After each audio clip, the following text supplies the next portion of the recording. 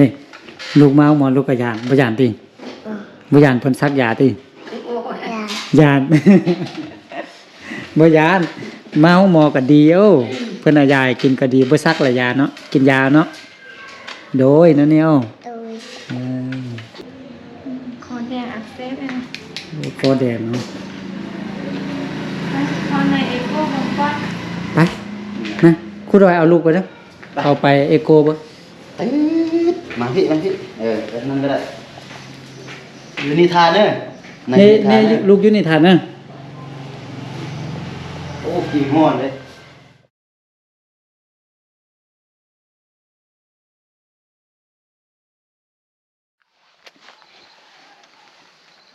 สบายดี สบายดี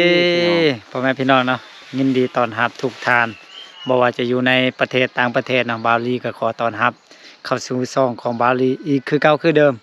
กะมื้อนี้มาพบพ่อกับทีมงานเฮาเนาะ2คนครูดอย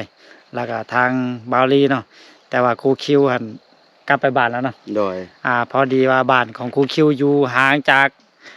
ครูดอยกับบาลีอยู่กับทุไกลพอสมควรถ้าไปกับมืดมือเลย12 ชั่วโมงเลยขี่รถไปหาครูคิวเนาะก็ตอนนี้ก็ครูคิวก็ไปอยู่บ้านอยู่เฮือนนั่นล่ะเนาะแต่ว่าหลังจากที่เขากลับมาในมื้อวานนี้บาลีก็ได้เข้าไปหาทางน้องเมย์เนาะซึ่งเป็นเคสของทางครูดอยเนาะที่ได้ถ่าย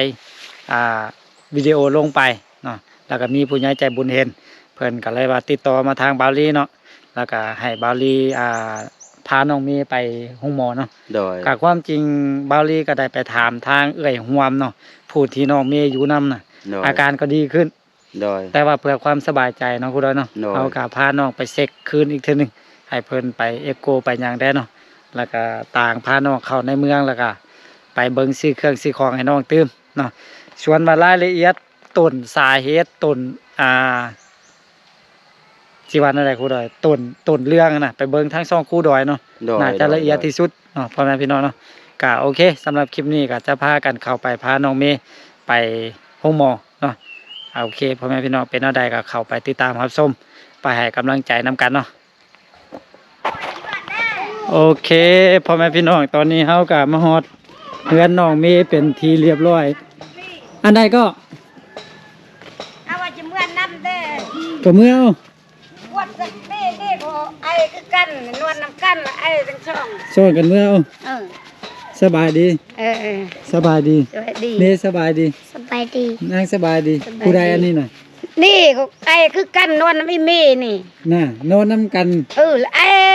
มื้อนี้เอาไปครอบคู่เลยว่าจะไปกวด น่ะอันนี้มันลูกผู้ใดซะน่ะ ลูกน้องเอาแม่ก็ไปกล้วยแม่นอยู่เฮือนเดียวกันนี่ ลูกน้องเจ้า ลูกพัวลูกแม่น้อย โอ้ แล้วยืนเอา ลูกเมียน้อย เอ ติ อ เพราะว่าเจ้ามีสองเมียเนาะ ช่วง อ๋อนี่เป็นลูกผู้นั้น อ่า อือ แม่เผากล้วย น่ะเฮาว่าสิเอารถย้ายมาแต่ว่ารถย้ายเฮาปี อืม เฮาไปป้าอยู่ห้านสอมแปลงพุ่น อืม เอารถจักรมา มันนึงไปเมืองแม่มีเนี่ยบ่อยู่ในกัน เพื่อนเพิ่นอยู่ไส ไปแบกไม้คือกันว่าไปแบกไม้พี่อ้ายนี่ไม้ดู ไปแบกไม้อีกแล้ว อืม เออ สิเฮ็ดอันปังเยี่ยมอ้ายนี่ แม่เป็นอะไรน้องก็ยังไออยู่อ่ะ อ้ายมื้อนี้อ้ายหมดคืนนอน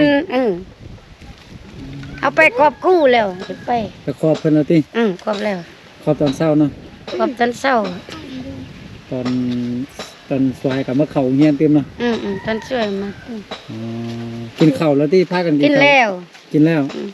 เอาต้มไข่ให้กิน ต้มไข่กินไข่เนาะอืม อันนี้ก็ไอ้นวลน้ำกันโอ้อยู่น้ำกัน เนาะ อืม โอเคผู้ซั่นก็สิพากันไปนี่แหละไปให้หมอก วดน้ำรัชมีอ่ะ ไปดอกเตอร์วิศรเนาะ พี่ชอด เพราะว่าเพิ่นมีหมอประจำอยู่หั่นเลย อันรัชมีก็นี่คือกัน เนี่ย อืม ก็มีหมอประจำอยู่หั่นน่ะ รัชมีน่ะมันแพทย์ เฮาฮู้ว่ามันแพทย์แต่ว่าตอนนี้มันเป็นวงการเนาะเพิ่นอาจจะไปการบ่เพิ่นบ่มีคนประจำการอยู่หั่นฮู้อ่ะนะ มาไปมื้อนี้คือจะพักอันรัชมี แต่ว่าบอนดอกเตอร์วิศรนี่เพิ่นมีหมอผู้หนึงประจำการอยู่หั่นได้ อันไอ้เมฆ สบายดี นี่นำ สบายดีลูกโดยสบายดีไอ้ เอ ห่วง อสบายดี โดย พากันซ้อนรถจักรไปนี่แหละรถใหญ่เฮาเปผู้ดอยไปป้าอยู่ห้านเสาแปลงพุ่น ถ้ามิดนัดเพิ่นว่าสิเอารถวิโก้รถเฮาอันมารับ มาตะกี้ห้องใส่ว่าคือบ่รถใหญ่มาว่าซั่น รถเฮา เอา เป ยารถใหญ่เอาอยู่เมื่อเด้ เฮาก็ว่าเจ้ามาเนี่ยมันบ่ดีก็เลยว่าไปซ่อมก่อน จะได้ลูกเฮ้ยป้าไผตัดผมหื้อ น่ะตัดเสร็จ แม่ดูแม่ไปทางใดแม่น่ะ แม่อยู่อันพี่อายไปแบกกล้วยว่ะเอาแบกไม้เอาแบกกล้วยเอาลืม อืม เบื้องแรงหน่อยไปเบื้องแต่มื้อหน่อยนัดอยู่ไปเบื้องแม่นี่ หนาวบ่ลูก แล้ว หนาว ใส่เสียใหญ่เลยเนาะ สบายดีลูกสบายดีลูกโดยป้าโทอันนี้กุญแจตู้เซฟกันนี่ ก็เรียนเอาไว้นำเรียนนี่ไปโรงเรียนนี่ เออกระแจเฮือนนี่ติ ใช่นี่ไปโรงเรียนมาก็กินข้าวโอ้ เบิ่งแม่เด็กน้อยอันนี้เพิ่นกำลังอันนั้นหนาวเนาะผู้ใส่เสื้อใหญ่เนี่ย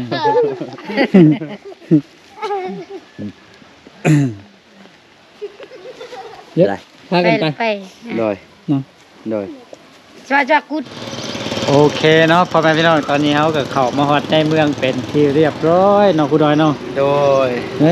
มื้อนี้เฮาจะมาเนาะนี่ต้องตรวจพยาธิดร.วิศรหมวดวิชานี่เนาะก็คือเป็นคลินิกพ่อแม่พี่น้องอยู่เขตเมืองเฮานี่แหละเนาะ โดย ก็จะพาน้องเมย์กับน้องอีหยังผู้หนึงชื่อหยังก็นี่อ่ะ กูลืม ลืม เพราะว่าบ่เคยเห็นบ่เคยเห็นบ่เคย บ่เคยถามเลยเนาะ โดย หาก็ไม่เห็นมื้อนี้เนาะ โดยมันแหละ ทางไอ้หวมว่าอันโน้นน้ำกันน่าจะติดกันบ่นะ โด ไป ย คุณเดี๋ยวบริเข้าไปเดี๋ยวน้ำมาเลย โดย ให้เด็กน้อยเพิ่นนี่มานั่งรอถ่ายทุกเที่ยวแล้วเพิ่นก็เปิดวันจันทร์หาวันศุกร์ตอนเช้า6 โมงเช้าเนาะจนฮอด7 โมงแรง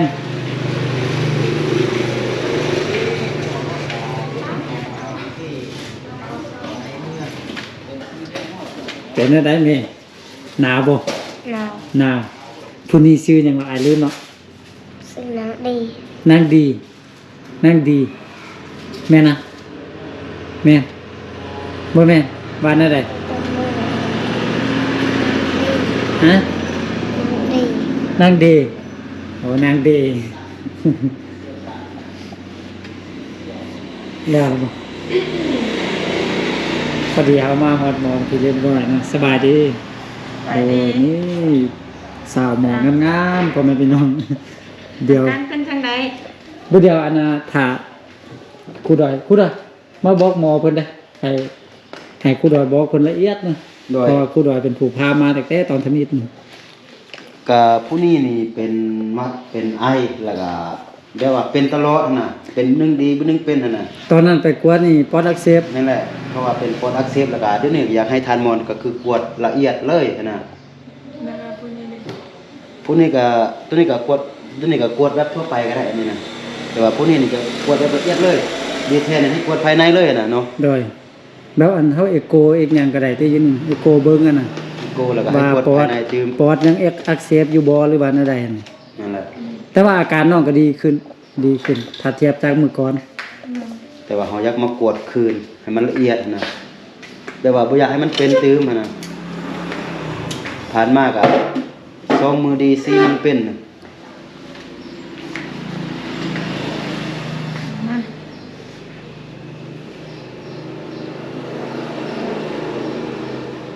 ไปปลาจุ้มไปจุ้มเด็กหมูก้อนหมูก้อนมันอยู่บางก้อนมันจักมือแหละบางก้อนมันมือเป็น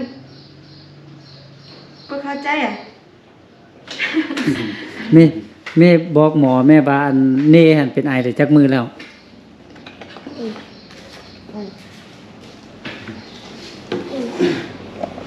น้องก็บ่ฮู้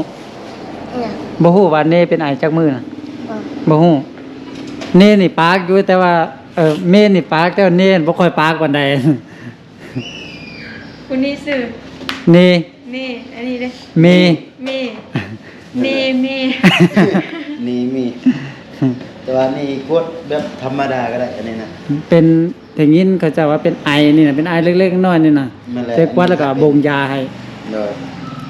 อันนี้ฮะก็เป็นแต่ว่าอันนี้เป็นโดนแล้วนะก็เป็นไฮ กวดคนหนึงก่อนเนาะ โดย โดย คนหนึงน่ะนำเท้าคนหนึงกวดคนหนึงน่ะ โดย กวดผู้นี้ก่อนก็ได้เนาะเพราะว่าผู้นี้จะโดนเลยเขาจะกวดละเอียด เติบเพิ่นกวดผู้นี้ โอ้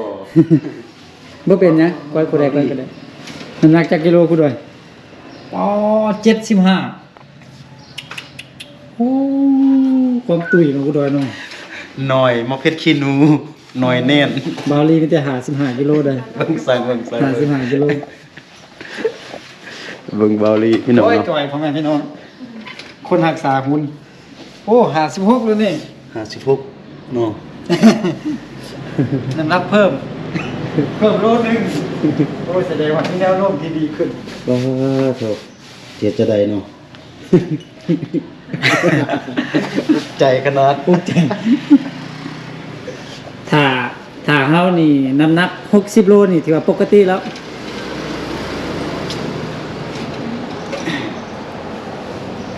ตอนนี้ให้หมอเพิ่นกวดน้องเมย์อย่างละเอียดเลยหลังจากกวดอยู่นี่เราก็จะให้เพิ่นเอ็กโกเบิ่งว่าปอดยังอักเสบหรือบ่อิหยังบ่นะเพราะว่าบ่อยากให้น้องกลับมาเป็นแล้ว เป็นครั้งแรกได้เบาลีที่ว่ามาที่นี่นี่นะ นะ โดย เฮาแท้ได้มาหลายเทื่อแล้วแต่ว่ามา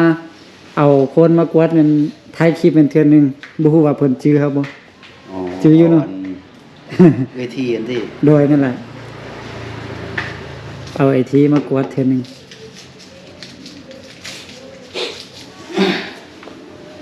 เอาปะคอแดงอักเสบเลยนะ คอแดงเนาะ ตอนในเอโก้ของก้อน ไปนะครูดอยเอาลูกไปเด้อเอาไปเอโกบ่ ตึ๊ดมาพี่แบบนั้นก็ได้อยู่นิทานเนอะใน นี่ นิทาน นี่ เนอะ ลูกอยู่ในฐานนะ โอ้กี่ห้อนเลยอันนี้จะเป็นห้องอีโก้นอนขึ้นลูก นี่เลยอ่า ติดปีก เดี๋ยวเนาะอนุญาตให้หมอเพิ่นเอโกเบิ่งก่อนเนาะอันบาลีบ่อยากทายหยาดมันสิติดแดงหั่นน่ะ เดี๋ยวก่อนเนาะ โดยตอนนี้การหมอเพิ่นกำลังเอโกอยู่เนาะ เบิ่งหน้าคอมแล้วก็พอ มันหน้าคอมเพราะว่าเฮาล่ะบ่ฮู้เนาะให้หมอเพิ่นคอยอธิบายให้เฮาคืนซะ เอาไปใส่ด้วยเอาไปใส่ด้วยมาเจ็บแบบนี้ อันนี้จะเป็นพวกเหนียว อ๋อพวกเหนียวเนาะ แต่ว่าบ่มีน้ำเหนียวเนาะเอโก้บ่เห็นแจ้งอันนี้เป็นพวกเหนียวนะพวกเหนียวกับปกติอันนี้จะเป็นตับทงดี แล้วก็ยาอะไรนี่ลูกยากำลังยากำลังสู้คุณจะจิ้มเลยลูกยากำลังอ้วน อันนี้มันตัดหมด โดย เราอยากไปที่ เบ่งทองบันน้ำมันนะ ว่านะแค่ เบ่งทองแต้งลุยบันน้ำ ดิ้ง เอ กับ อ น้อง นี่นะ ปีนี่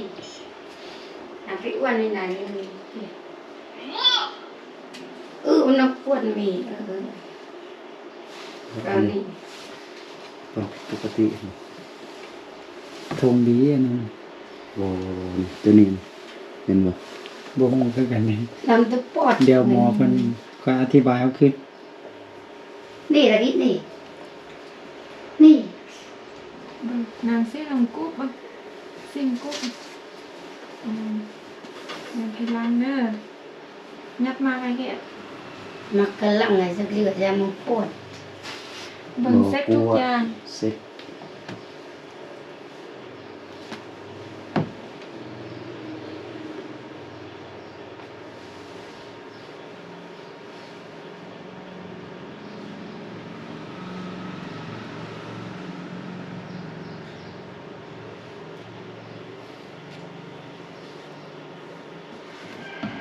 ครูดอยเบิ่งออกบ่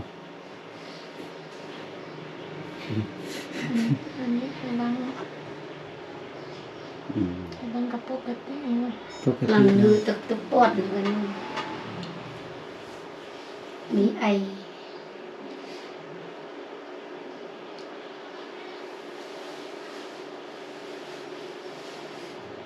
เคยเป็นอักเสบปอดเนาะ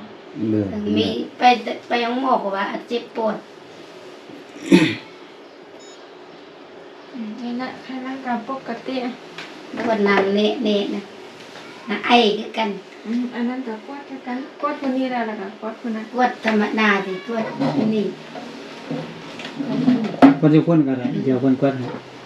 ปอดเบิ่งว่าติ ปวด เบิ่งแล้วก็ปอดหันมีแต่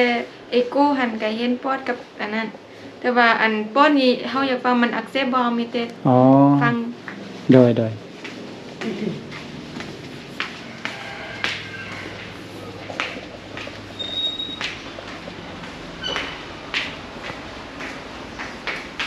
ครูดอยเฮ็ดหยังยืนเบิ่งแบบเบิ่งมานี่ เบิ่งกะโหล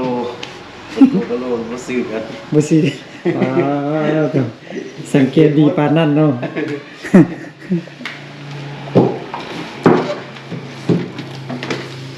นี่นั่งนั่งอยู่นี่นี่ลูกเมาหมอลูกกระยานบ่ยานติบ่ยานเพิ่นซักยาติ โอ้ย ยาน บ่ยานเมาหมอก็ดีเอ้าเพิ่นเอายาให้กินก็ดีบ่ซักละยาเนาะกินยาเนาะโดยนั่นเนี่ยเออให้คุ้มค่ากับการขาโรงเรียนมื้อนี้ขาโรงเรียนเมาหมอก็ สักยาบ่มีสักเนาะ เด็กน้อยบ่ แดงเหมือนเครื่องประดับ บ่ซัก สิตึกหนังด้วยถ้าอันนี้ซิดเอาสิไปเอาเครื่องลูกเครื่องออก อายุจักปีน่ะ เอ้ยว่ามันอยู่เพิ่นจักปี อันเกิดปี2017 2017 พอดีเก่าปีเนาะเอ้ย8ปีเนาะเพราะว่า8ปีแล้วน่ะ มีน้อง2คนแล้ว น่ะ อืม มันมี8ปี น้องคนใหญ่คือนี่แหละ อ๋อ ฮะจะแนะนำยาเด้อ เอ้ยว่าเจ้ามาฟังนี่ เพราะว่าเจ้าเป็นผู้อยู่นำเออ อาทิตย์นึง ตัวนี้โอมแล้วก็ตัวนี้ผสมนำแล้วให้เรากินบวงหนึ่งเช้าแรงแล้วตัวนี้บวงหนึ่งเช้าซอยแรงตัวนี้มันยาต้านเชื้อเนาะอันนี้ก็พวกปอดอักเสบแล้วก็เพราะว่าฟังปอดเมื่อกี้เราก็ดีขึ้นแล้วเนาะเอโคเมื่อกี้ก็พกเหนียวแล้วก็พกเหนียวแล้วก็อันตัดทุ่งดีกับปกติไขลังกับปกติเนาะหมอได้มีปัญหาหยังมีแต่หลักๆนี่ข้อแดงนิดนึง อ๋อโดยก็ถือว่าอาการก็ดีขึ้นเนาะ ในอาการดีขึ้น โดย อันนี้ มีแต่ กินเศร้าแรงละลาอันต้นช่วย ต้ มาน กิน ช่วยบอกกิน อันนี้ก็กินเศร้าช่วยแรง กินก่อนหรือหลังอาหารก็ อันนี้กินหลังอาหารทั้งซองเลย หลังอาหารเนาะอันนี้เช้าแรง อันนี้เช้าสวยแรง แน่ โดย มีแต่รักๆนี่หนึ่งตอนเช้านี่นุ่งเครื่องใหญ่เนาะนุ่งเครื่องใหญ่ ทุกบ่อย่าง แร นุ่ ง งพวกนี้ แล้ นะ วก็อาบน้ำแต่เว้นบอกกินของเย็นแล้วบอกกินขนมหลายเด้อนางเด้ นี่ อ ก็งั้นนะเพื่อนปื้อลมปื้อเอ็ดเราต้มน้ำอุ่นให้กิน ราคาเลย เมื่อเดียวอันกวาดพุ่นนั้นแล้วก็ไล่เลยก็ได้ กวดนี่นี่ ไล่ไปเลยก็ได้ กวดเต้าหู้ปีกวดตรี เพิ่นสิกวาดอยู่นี่ก็ได้ อันนั้นนะแม่ กวดนี่ขอไอ้กัน เดี๋ยวกวาดน้องนี่ น้องนี่เนาะ มันมีกับดี เด นักนี่ เดบ่แม่นมีอันนี้มันลูก บ่ เอื้อย แม่นนี่น่ะเดเนาะ เด อันนี้มันมีอันนี้มันดี เด มื้ออื่นเนาะ เดภาษาอังกฤษนี่เดแม่นมือ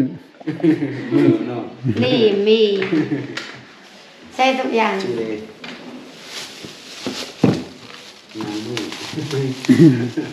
นางมื้อ กินมีชื่อแม่เอาเด็กก็กินชื่อเนี่ย แม่ไปแบกไม้ติ แม่ช่วยอันนั้นให้นำมาเอามาให้ คือบ่บอกว่าให้เราอยู่ท่ามื้อนี้นะ เอาจิบอกมึงก็ว่าเอาเลยลืมเมื่อกี้ อ่า เพราะว่าเฮาก็บ่เคยเห็นแม่น้องเมย์จักเทื่อนะ บ่เคยเห็นนะ มา บ่เคยเห็น ยังนุ่มยังนุ่ม ตอนที่ว่าเฮามาเห็นน้องเมย์ก็คือ แม่เพิ่นไปรับจ้างแล้วแล้วก็น้องเมย์บอกว่าแล้วน้องเมย์อยู่บ้านบ่อยากไปนำแม่อยากเข้าโรงเรียน ตัวคนอยู่ อ๋อ บ้านคือจะอยู่มันอยู่ ก็ดีใจแล้วล่ะหมอเพิ่นก็ว่าดีขึ้นหลายแล้วบ่เป็นหยังแล้ว สำคัญมันของกิน แม่น อย่ามาเอาตู้มันจ้อยในช่องเถื่อช่วยเดียวเลยเป็นยังเอาก็คุ้มมาบ่อยกินนั่นเย็น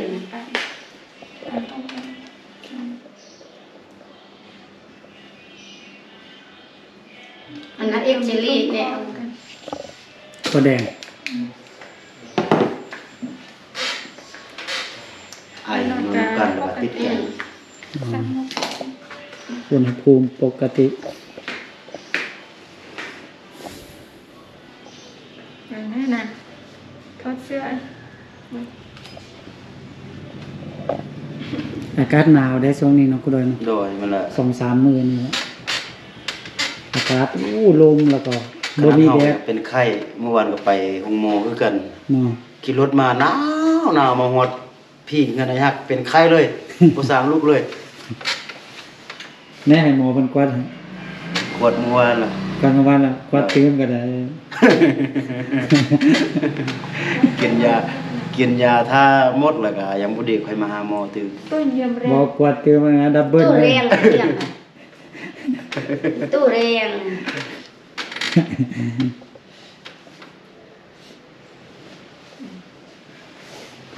มีคออักเสบนะคอแดง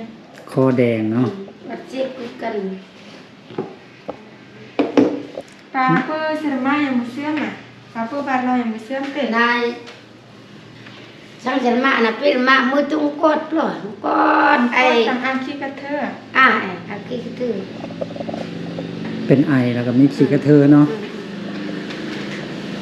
ไอ้ อายุจักปีละ ก็ปี2017คือกัน พอกันเนาะ พอดีเป็นทรงเสี่ยว แต่ว่าดีคือใหญ่กว่าเนาะ แม่นแหละ เดงไงกว่า อยู่ในมือห่วมเลยมือห่วมกับเขากินอย่างก็น่าจะสมบูรณ์กว่านะ โดย น้องเมย์ย้ำได้ก็ไปกินอันสารเคมีอยู่สวนกล้วยตลอดนะเฮ็ดให้บ่ใหญ่ บ่ว่ากินสารเคมี เพราะว่าอยู่สวนกล้วยจีนเนี่ยเตรียมแต่สารเคมี เอ้ยยังอยู่นำแม่มาจ้อย มีกินมีนั่น โดย ก็ว่ากินสารเคมีแต่เพราะว่า ผู้ดอยบ่นี่โหดพูด ก็ตามที่ว่าเฮาเคยเห็นเบาลี่คนที่ว่าอยู่สวนกล้วยนั่นก็คือโอ้โถก็คือแบบกล้วยนะ เนาะ แบบว่าเต็มแต่สวนกล้วยแล้วปลูกตูบอยู่แล้วมันกินข้าวกินน้ำน่ะคือ เขาพ่นยาพ่นมันยังมันแบบว่าคือกับกินเลยนะ มันมียามันเนี่ยมันติวมาใช้เนาะเวลา แม่น ฉีด แม่น เนาะ แม่นแม่น ฮะ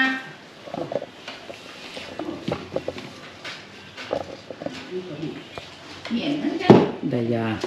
มา2 กองคือกันอันนี้ยาอมอีก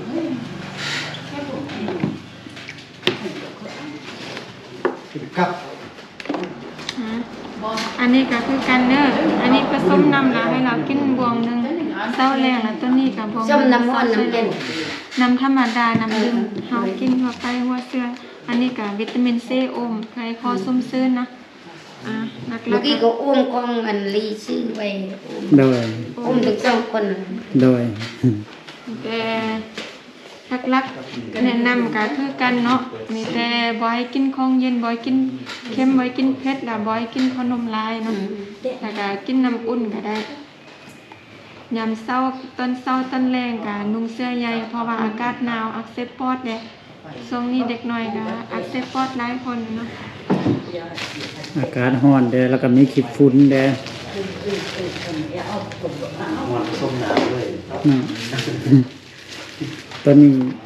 อากาศเปลี่ยนไวซิเนาะร้อนๆหนาวปั๊บเลยคุณอะ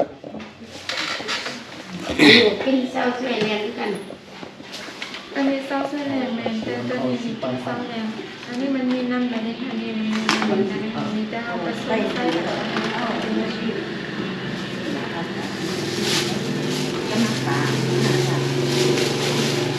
เดี๋ยวสิได้จ่ายเงินให้เพิ่นก่อน ทั้งหมดที่อีก คนงาน3 เดือน 3 อันแล้วปวดเอื้อยแต่เอื้อยเลยหายใจบ่อิ่มหายใจมันบ่อิ่มมันบ่อิ่ม อินเทอร์เน็ตบ่ดี ปวด บ่มีเงินสดก็ฟังพี่น้องเงินสดมีแต่เน็ต ถูก ปวดไอ้แดง พี่น้องเอ้ยกระเป๋าสีชมพูกระเป๋าสีชมพูพี่น้องเอ้ย ฉันไม่ใช่กระเทยนี่ ใจบ่อิ่มเฮ็ดเวียกเลยนึงก็หายใจบ่อิ่ม อันนี้เงินน้องเมย์บ่ได้บ่ได้ อ๋อ เป็นเงินน้องเมย์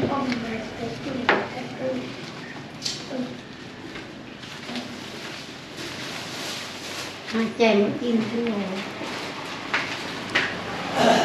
330เนาะ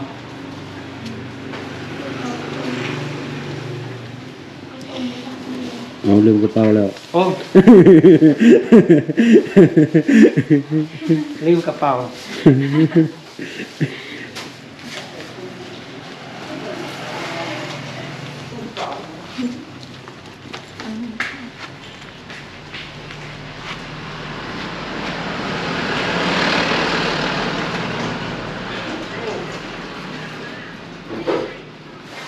สำเร็จพ่อแม่พี่น้องสำหรับการกวาดให้กับเด็กน้อยเนาะ โด ตอนนี้อีหวมเพิ่นก็จิกวาดเด้เนาะนั่งถามหมออยู่ เอา ฮะ ใหญ่เอง กะเดี๋ยวบาวลีจะมาสรุปผู้ด้วยมาสรุปนํกัน มาสรุปอาการของเด็กน้อยเป็นเท่าใด นั่งเลยเนาะ ทางแรกเป็นอะไรผู้ด้วย ก็ตามที่ว่าเพิ่นกวดนั่นก็คือเฮาไปกวดคือเช็คละเอียดทุกอย่างก็คือว่าเป็นกวดภายในเนาะ โดย แต่ว่ากวดก็คือปกติทุกอย่างก็คือมีแต่ปอดหั่นก็เริ่มดีขึ้นแล้ว ตามทานหมอเพิ่นว่านะ โดย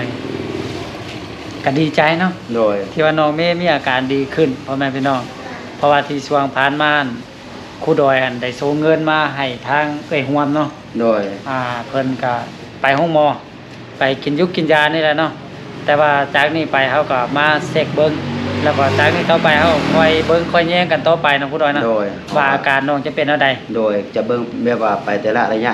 นะ โดย เพราะว่าผ่านมานี่ก็คือดีประมาณเดือนหนึงหรือว่าอาทิตย์หนึง2อาทิตย์ก็เป็นตืมน่ะ โดย มันมักเป็นแบบนี้อะแต่ว่าคราวนี้ก็คือเอามาเช็คละเอียดแล้วก็เขาจะเบิ่งว่านับจากมื้อนี้แล้วก็ไปอีกจักอาทิตย์อีกจักมื้อนะว่ามันจะดีท้าวรหรือบ่หรือว่ามันจะกลับมาเป็นที่เก่าหรือบ่นะ โดยถ้าหากว่าน้องมีอาการไออีกเขาก็จะได้เอามาอีกเนาะครูดอยเนาะ โดย คอยเบิ่งกันไปเนี่ย โดย ก็โอเคเนาะเดี๋ยวให้น้องเมย์เพิ่นขอบใจเพิ่นยังจะบุญเพิ่นก่อน โดย โอเคพ่อแม่พี่น้องเป็นอันสำเร็จเสร็จสิ้นเนาะก็คือน้องเมย์ก็ได้ตรวจครบแล้วเนาะไอ้พวกเนาะเพิ่นตรวจอย่างละเอียดตรวจภายในเพราะว่าเป็นตับเป็นปอดเป็นอิหยังเพิ่นก็ได้สองเบิ่งหมดทุกแนวแล้วล่ะเนาะก็อาการก็คือดังที่ครูดอยได้เว้าไปก็ดีขึ้นเนาะสำหรับปอดอักเสบตอนนี้ก็ดีขึ้นแล้วเฮาก็สบายใจเนาะน้องเมย์เนาะดีใจบ่ดีใจเนาะแล้วก็ดีก็ได้กวดเนาะดีเนาะ ดีใจ ดีผมเด้อเนอะดีเนอะมื้อหน้าเนอะนี่เด้ดีผมมันงามๆตื่นเช้ามาเนอะดีผมเราจึงไปโรงเรียนเนาะเนอะ ก็คือนั่นนี่เอกว่านี่เด้ดีนะมื้อนี้หั่นคุณยายใจบุญเพิ่นส่งเงินมาตั้งแต่มื้อนั้นพุ่นเนาะส่งมาน่ะแล้วก็ซื้อเครื่องมาให้นี่แต่ว่ามันยังเหลือเอาไว้มากวดนี่แหละมื้อนี้มากวดก็คือทางแม่คันนี่คือทางสหรัฐอเมริกาเพิ่นได้ส่งมาเพิ่นอยู่ลอสเวกัสนี่ขอบใจเพิ่นได้นี่ ใจ โดยถือว่าขอบ ใจ ใจ กันจับใจ เด้ขอบใจเพิ่นเด้อ ขอบใจ โดยตะกี้อันเฮาได้เอายาเพิ่มเนาะไอ้ว่าเนาะอยู่ใส่ อัน30,000 เอาเพิ่มดิยาสาลาดิ อืม โดยทั้งหมดก็หมดไปแต่เท่าไหร่ 350,000 บวกกับยาเพิ่มเนาะ350,000ปีก็จ่ายเป็นที่เรียบร้อยเนาะโอเคสำหรับคลิปนี้บาวลี่ก็ได้พาน้องเมย์มาวัดคืนเป็นที่เรียบร้อยเนาะ บาลีก็ต้องขอขอบขอบใจเด้อสำหรับแม่คันนี่อยู่ลอสเวกัสสหรัฐอเมริกาขอให้เพิ่นจงอยู่ดีมีแห้งอยู่ดีมีสุขร่ำรวยสุขภาพร่ำรวยเงินทองนอนรับกับขอได้เงินหมื่นนอนตื่นกับขอได้เงินแสนแบมือกับขอได้เงินล้านเนาะสาธุโอเคสำหรับคลิปนี้บาลีกับผู้ดอยก็จะได้ขอตัวลาไปก่อนพร้อมกับน้องๆเนาะสบายดีบ๊ายบายนี่ ไปดีจะไป บ๊ายบายเด้บ๊ายบายโอเคเอาผู้ดอยสบายดี โดยสบายดี โอ้ยสบายดี